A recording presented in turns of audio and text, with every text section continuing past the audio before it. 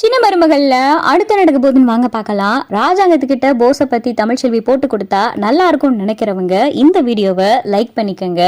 ரஞ்சனி கிட்ட போஸ் கொடுத்தது எல்லாமே போலியான டாக்குமெண்ட். இங்க நீதிமான் பார்த்தா ராஜாங்கத்துக்கு ஃபோன் பண்ணி, உன்னுடைய முக்கியமான 2 டாக்குமெண்ட் என்கிட்ட தான் இருக்கு, உன்னுடைய பதவியே காலியாக போகுது, அந்த 2 டாக்குமெண்ட்டையும் இப்போ நான் நெட்டில் ரிலீஸ் பண்ண போறேன் அப்படின்னு சொல்லி நீதிமான் ஃபோனை போட்டு மிரட்டினதும் இங்கே ராஜாங்கத்துக்கு ஒன்றுமே புரியலை. டாக்குமெண்ட் எல்லாமே லாக்கரில் தானே இருந்துச்சு அப்படின்னு சொல்லிட்டு ராஜாங்க யோசிக்கிறாரு. ராஜாங்கத்துக்கு கோவம் வந்தது. விறுவிறுன்னு வந்து தமிழ்ச்செல்வி கிட்ட, தமிழ்ச்செல்வி என்னுடைய முக்கியமான 2 டாக்குமெண்ட் அன்னைக்கு கொடுத்தேல அது எங்கே அப்படின்னு சொல்லிட்டு ராஜாங்க கேட்கவும், தமிழ்ச்செல்வி இருங்க மாமா நான் போய் எடுத்துட்டு வரேன் அப்படின்னு சொல்லி தமிழ் பார்த்தா ரூமுக்குள்ள போய் 2 டாக்குமெண்ட்டை எடுத்துட்டு வந்து ராஜாங்கத்துக்கிட்ட கொடுக்கவும், இதை பார்த்ததும் போஸுக்கும் ஈஸ்வரிக்கும் பயங்கரமா அதிர்ச்சி ஆயிடுது.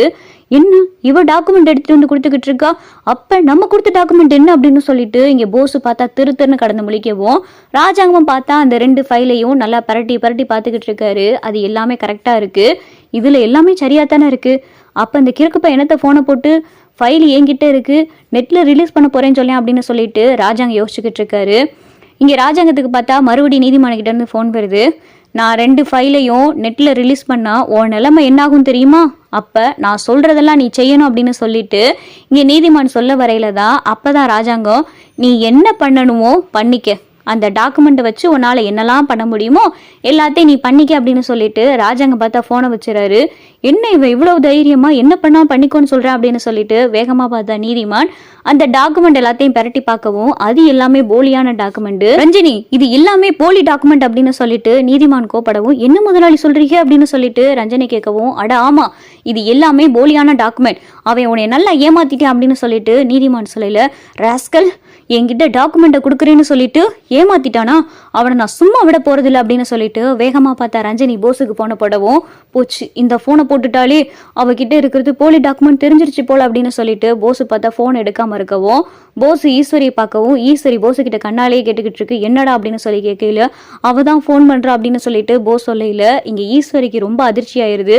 போச்சு நம்ம பிள்ளைய எப்படியாவது காப்பாத்தணுமே, இன்னும் கொஞ்ச நேரத்துல போலீஸ் வந்து நம்ம பிள்ளைய அரெஸ்ட் பண்ணிட்டா என்ன பண்றது அப்படின்னு சொல்லிட்டு ஈஸ்வரி கடந்து படபடன்னு அடிச்சுக்கிட்டு இருக்கு. ராஜாங்க பார்த்தா தமிழ்ச்செல்வி கிட்ட, என்னை மன்னிச்சிருமா, எதிர்கட்சியில இருக்கிறவன் எனக்கு போனை போட்டு தப்பான தகவல் கொடுத்துட்டேன், உன்னை போய் தப்பா எடுத்துட்டேன் அப்படின்னு சொல்லிட்டு ராஜாங்க பார்த்தா தமிழ்கிட்ட மன்னிப்பு கேட்கிறாரு.